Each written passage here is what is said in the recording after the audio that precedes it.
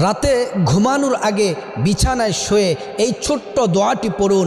প্রিয় নবী মুহাম্মদ সাল্লাল্লাহু আলাইহি ওয়াসাল্লামের পবিত্র জবান মোবারকে বলছেন, আল্লাহর কোনো বান্দাবান্দি রাতে শুয়ে বিছানায় ঘুমানোর আগে এই দোয়াটি যদি পড়ে আল্লাহ তাআলা জীবনের সমস্ত গুনাহগুলো মাফ করে দিবেন।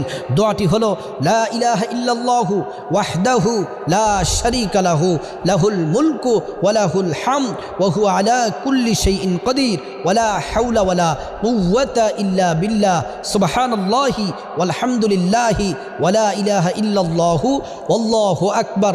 আল্লাহর রাসূল বলছেন, যদি রাতে ঘুমানোর আগে এই দোয়াটি পড়ে কোনো নর নারী এই দোয়াটি পরে যদি ঘুমায়, সমুদ্রের ফেনা পরিমাণ যদি গুনাহ থাকে আল্লাহ তাআলা গুনাহগুলা মাফ করে দিবেন। সাথে যদি আপনি ইস্তেগফার পড়ে কবিরা গুনার জন্য যদি তওবা করেন, অনুতপ্ত হন, আল্লাহ তাআলা জীবনের কবিরা সগীরা বড় ছোট সব গুনাহ আল্লাহ তাআলা মাফ করে